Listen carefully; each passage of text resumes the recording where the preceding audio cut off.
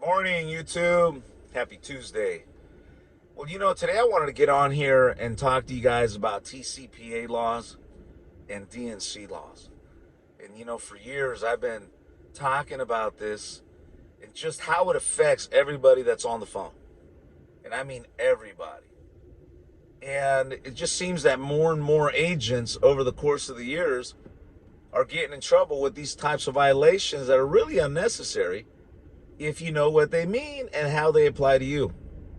In fact, yesterday I posted a letter from a carrier, and they were again cautioning everybody to follow the guidelines when it comes to TCPA and DNC. And why is that?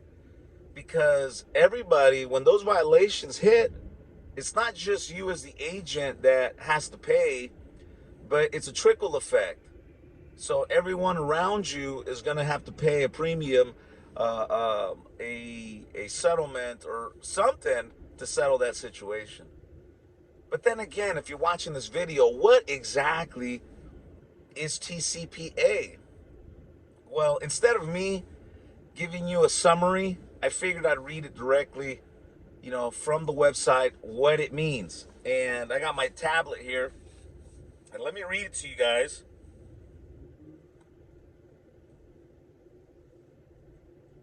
And listen carefully. The Telephone Consumer Protection Act of 1991, TCPA, was passed by the United States Congress in 1991 and signed into law by President George H.W. Bush as Public Law 101243. So in 1991, this was passed. Now, what are the provisions of this law? And I'm going to read it directly from the website. Notice, unless the recipient has given prior express consent, the TCPA and Federal Communications Commission, FCC, rules under the TCPA generally prohibit solicitors from calling residents before 8 a.m. or after 9 p.m. local time. Requires solicitors maintain a copy-specific do not call, DNC, list of consumers who ask not to be called. The DNC request must be honored for 5 years. Requires solicitors honor the National Do Not Call Registry.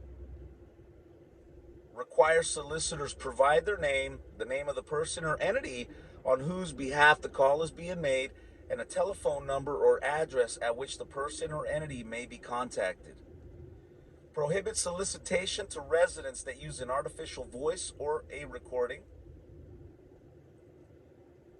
Prohibits any call made using automated telephone equipment or an artificial or pre-recorded voice to an emergency line like 911, a hospital emergency number, a physician's office, a hospital healthcare facility, elderly room, a cellular telephone, or any service for which the recipient is charged for the call.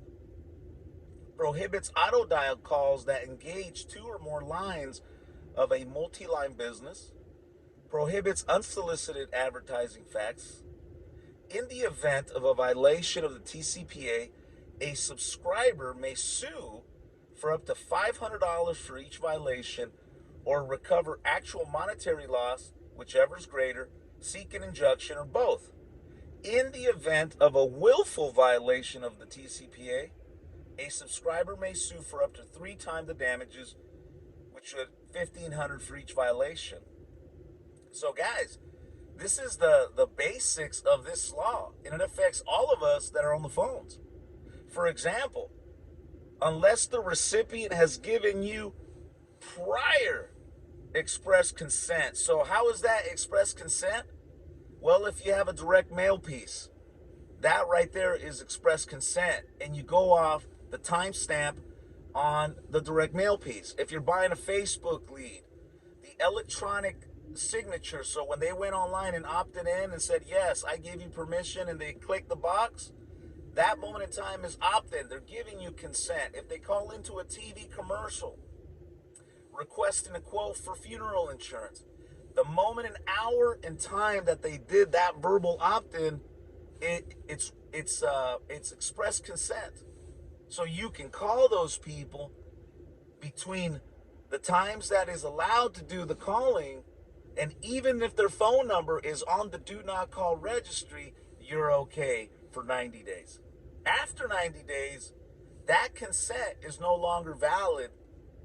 And if you call that phone number and that number is on the DNC, then you're in violation of the do not call registry at that point in time. Another one, keeping a list, of all the people that have told you not to call, and you keeping that list. Sometimes we can make a mistake and call them back after they told us not to.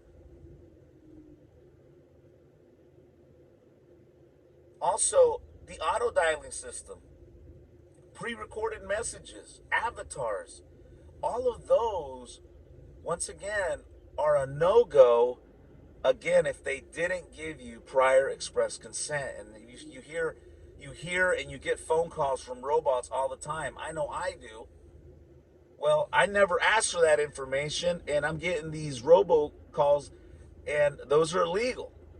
So, guys, the more that you understand these TCPA laws and you get down and understand them to the best of your abilities, it's just going to make your business just smoother, and you're not going to be always stressed out. And, because of this reason, one of the things that we do with, our agents is that we train them on all these aspects of it, but also our call center partners that generate leads, they also have to abide by these rules. Because if you notice, let me read this again to you. It states, requires solicitors provide their name, the name of the person or entity on whose behalf the call is being made. So if you have an appointment setter that's calling on your behalf and they're not following the guidelines and they get in trouble, you're in trouble because you hired that person. Or you have a call center and they do something that was not TCPA approved, you get in trouble. It goes right up the chain of command and everybody gets affected. I've been doing this for a very long time. We have handled many litigation over the years, from demand letters, from litigators, and I'm happy to say we have won every single time. Why? Not because we don't make mistakes, but because we follow these guidelines to the best of our ability. So the next video, I'm going to be talking about safe harbor laws, because sometimes people ask me, well, what happens if we make a mistake, a human error? Well, safe harbor. And we're going to talk about that next time I make a video. I'm going to get some information. And again, I'm going to read it directly to you guys because I don't want nobody to misinterpret what I'm saying. And I just rather